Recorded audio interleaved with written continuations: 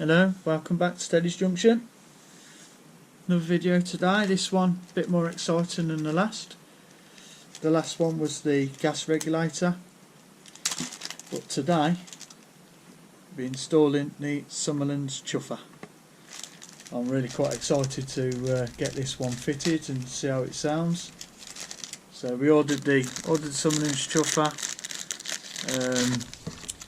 We've actually ordered this one with the FX control on top. So we ordered it as part of the complete kit, so it basically came, it was already modified. I believe you have to have the pilot hole in the top, and then if you like, the FX control is then cleaned out so that it fits snug to the chuffer itself. So it's obviously not stuck on. It doesn't take much to take it off, but it is snug. You can feel it's a nice fit. You can still adjust it, which is how you get the variation. So I believe it'll be, you'd have the larger hole will be for maximum steam. A smaller hole would be for minimum steam, maximum chuff. But I will have a look into it. I'm not 100% with that. It's a twin pipe one, this one. So I'll be having a look at removing the smoke box so I can expose the two pipes, and then I'll be measuring from the top. I believe it's 66mm recommended on the Russell, because the Russell has the shorter chimney. So I know on the Summerlands chuffer website it was suggesting that, I think it was 70, I think they originally recommended you cut down 73mm, but because the chimney being shorter on the Russell, it's 66mm.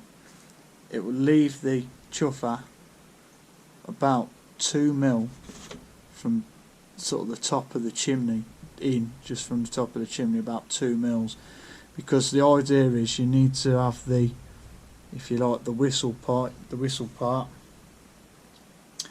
This part does need to be in the chimney to maintain that chuff, you know, to gain the benefit of the maximum chuff. It needs to be in the chimney. And I believe if you cut it to 72mm, or I can't remember what it was. I'll try and find out and confirm that when we're doing the job. It was just a little bit low. So yeah, but I'm pretty sure it's 66mm recommended. But yeah, when I'm cutting it, we'll have a look into that a bit further, and I'll confirm it from the website. I've got a screenshot of that. But I know it does come, you know, obviously the chuffer comes, it tells you about the control, about the FX control. It discusses about fitting it. Like I say, I mean, I ordered the chuffer and the FX control, so it's came already done, which is great, nice and easy. And then you've got instructions there. So it does actually state here, I've just seen it, I'm not sure if you can read that there, but it's saying here the pipes, so if you measure down 72mm from the top, so when you expose the pipes like this, the two pipes from within the smoke box, it says here to measure down 72mm from the top of the chimney. But it does say, if you look there from the top of the chimney, please note 78mm for Bertie, the Darjeeling B82mm, but it says here, and for the Russell, which is what we're working on today, measure down 66mm due to the shorter chimney. So we'll have a look. I know that they expect it. So it's saying here the chuffer pot will end up about 5mm below the top of the chimney, but I know because this has got the FX controller on the top, it will actually it'll actually be about 2mm from the top of the chimney, this, because this is obviously a bit thicker at the top here. So yeah, we'll have a look at that and hopefully get that fitted. Wow, okay, so I forgot a little bit, got a bit carried away how easy that was.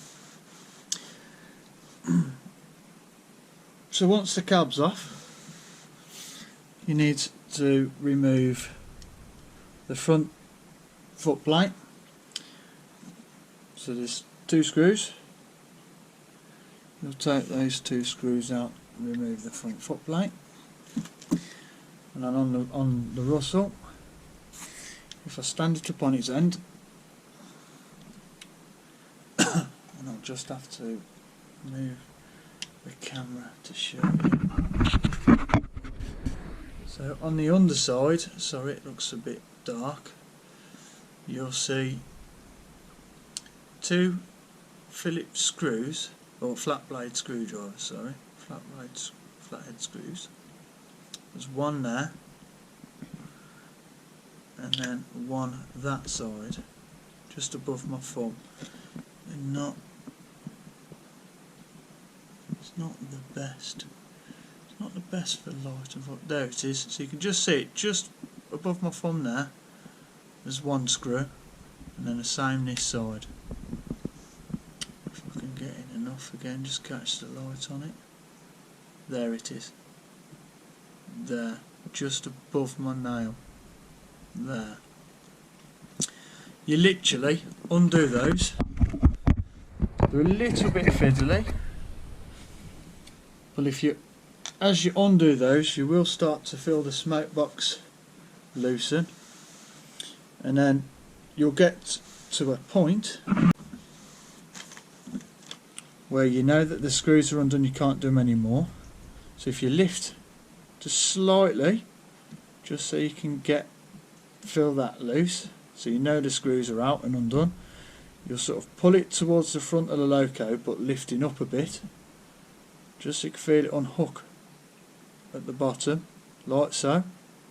You see it pop, and then you'll lift it up and off the chimney pipes. And there you have it. There's the smoke box removed from Roundhouse Russell. So on the underside, this is where those 2 flat blade screws are going into to secure that down. And that is it. That's the smoke box off. Nice and easy. So we need to look at, these are the 2 pipes that we'll be having a look at cutting. And if I can find the chuffer, here it is. The chuffer effectively will sit on there.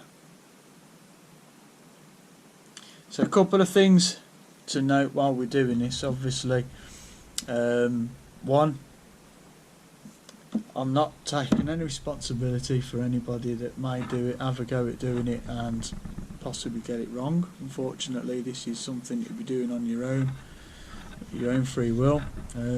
All I'm doing this is just for a bit of fun, just for a bit of, like I said on the previous videos, just a bit of viewing pleasure. This will be taken at your own risk, I'm afraid, as it is my own risk now. So it mentioned about doing it 66 mils down from the top of the chimney.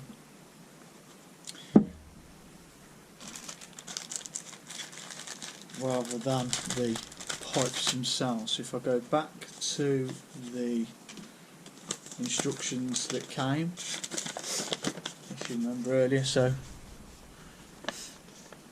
it will tell here exhaust, now place the smoke box, put that aside.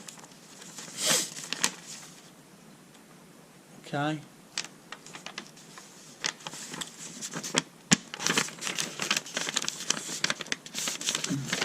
So the bit we're interested in is going to be, it says here, so it says measure down, so Now place the smoke box on the footplate beside the pipes and measure down 72mm from the top of the chimney.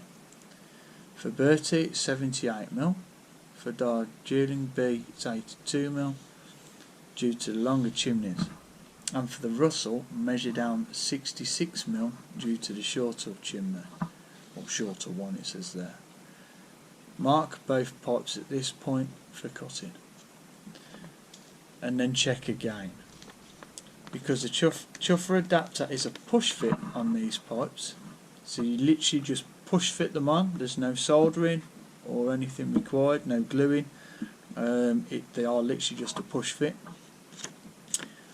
On the Bertie and Darjeeling B it is lower than on the Russell, it's nearly flush with the top. If you have an early loco with the pipes cut short, you will need the longer fitting pipes. And it does say here, please contact us for exchange. Protect the boiler and frames and cylinders. Just put a cloth round, etc. when you're cutting. Obviously you don't want to be getting the filings everywhere. You don't want to be cutting any of the loco or marking any paintwork. I have got a little pack of needle files which I will just tidy up the pipes when I've cut them, just to take any burrs off. And it basically says here, once that's done, it says if you try the smoke box in place to check that the slot is not near the chimney wall, because they like this to be away from the chimney wall. If it's sitting against the chimney wall when it's fitted, it will minimise the chuff. It affects as a block really, and it will stop it from chuffing sufficiently. So you want to make sure that that is clear. Now, one of the tips that I'd seen before was basically if you just mark the top of the chuffer with a black marker, just where the pipe, the whistle part is, it will when you look down the chimney, it will help you see whether it is against or away from the chimney wall, because you can easily identify where the whistle part is. And then it basically just says to refit the smoke box and job's done. Then steam up and enjoy the chuff. So you can see there's a little picture there actually where they've put the chimney, so they've marked down, they've marked the pipes, they've cut the pipes, they've push fit the chuffer on, and then obviously they've put the smoke box and chimney back on the foot plate so they can see that your whistle's within the chimney and it's obviously just shallow of the chimney top. Right, so for the Roundhouse Russell it said 66mm, and I had read somewhere 66mm previously, so I'm happy with that. So for this I'm going to have the vernier. I'm just going to get 66mm. And then I'm going to lock that off. It's close enough. It's close enough that. So I'll lock that off.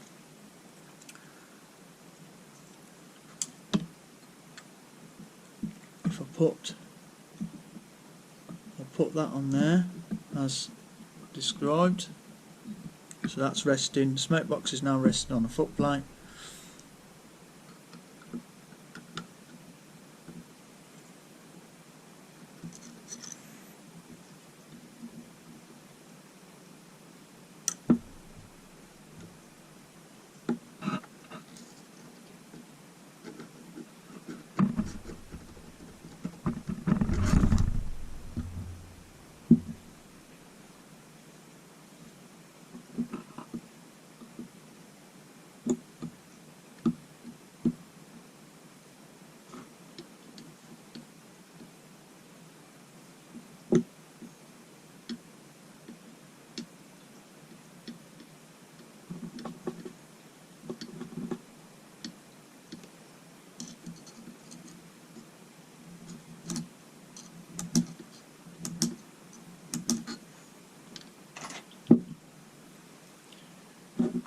Okay, so that's how I've managed to mark it.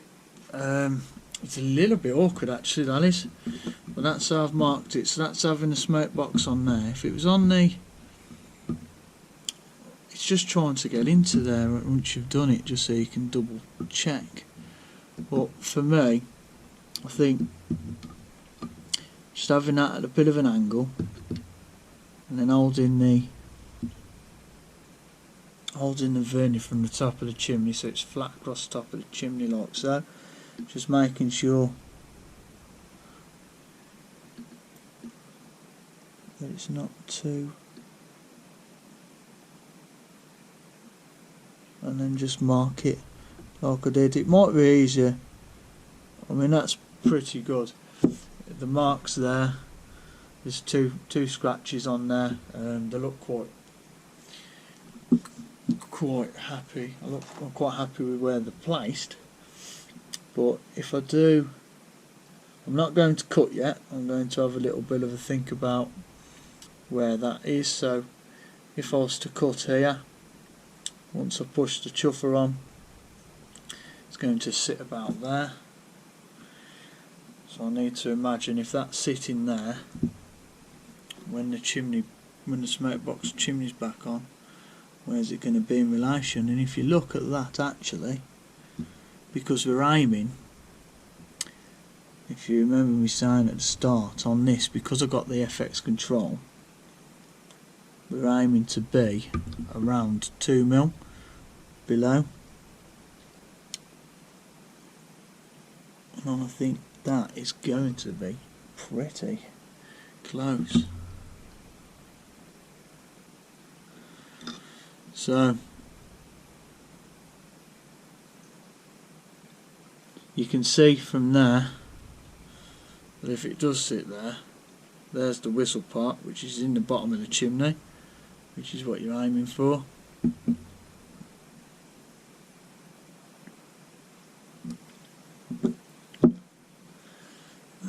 Yeah, so I'm quite happy actually. I might commit to that. Yeah, so you can see the marks there. I'm pretty happy with that. It's actually quite awkward to get. It's quite awkward to get up to it and really mark it. But having a look, I sort of checked it a couple of times with a vernier, and it would appear close enough.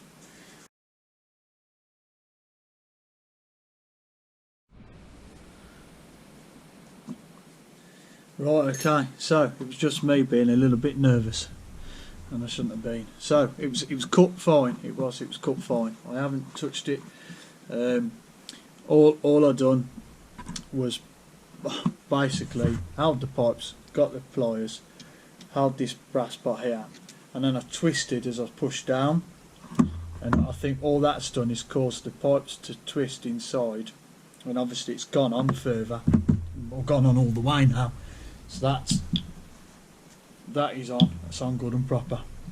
So we know the hole. We know the hole on the top is in line with the whistle. So when we put the smoke box back on, which I'll do now, you'll also see that it is sitting better now as well. It is sitting below the chimney.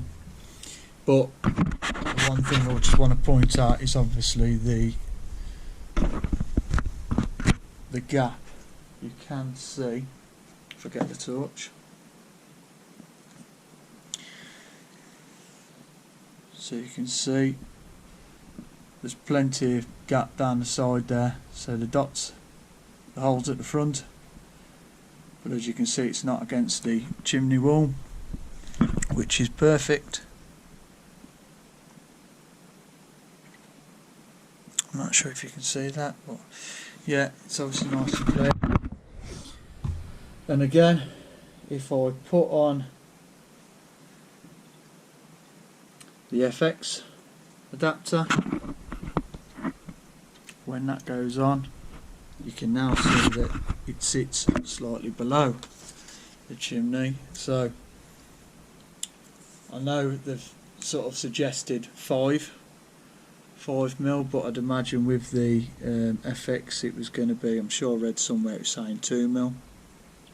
So if we're just using the vernier, I've actually got 2.16. I'll just double check that again. So I'll just rest that across the chimney, go down, 2.13. So that's absolutely perfect. That's brilliant.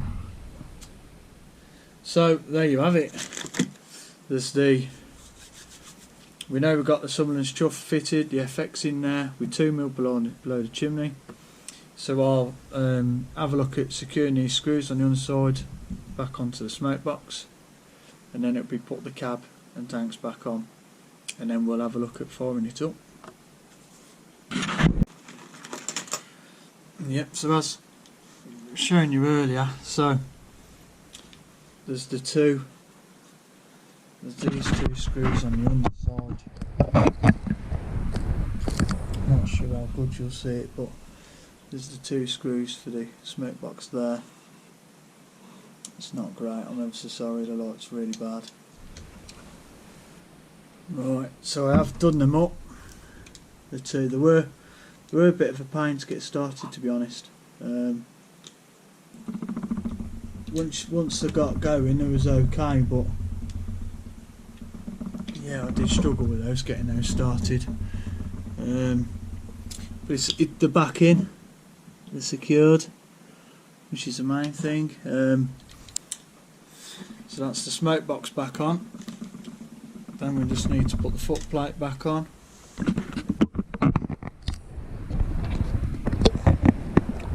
Which is there. So there is just the 2 screws that were removed for that.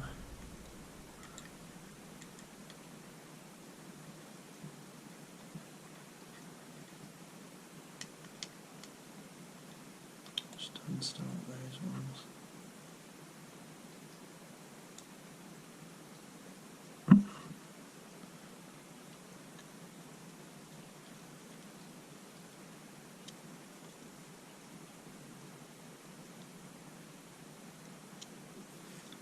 And that's it.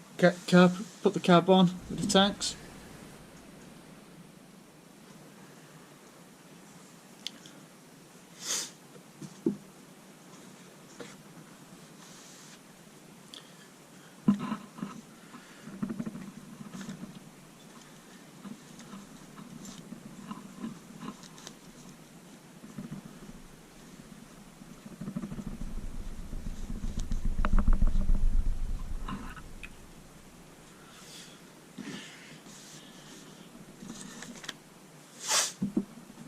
Okay, right, so we're going to put the body and tanks back on and get her ready to fire up, see how she runs.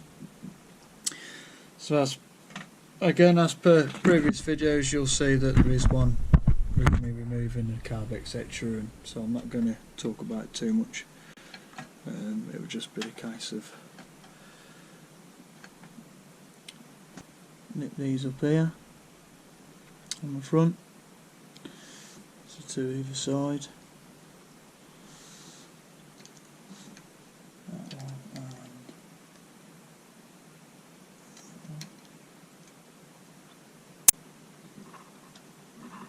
and there you go.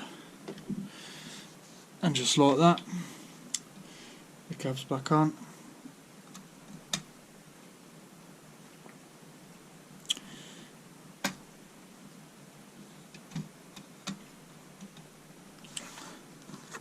So, as we're saying,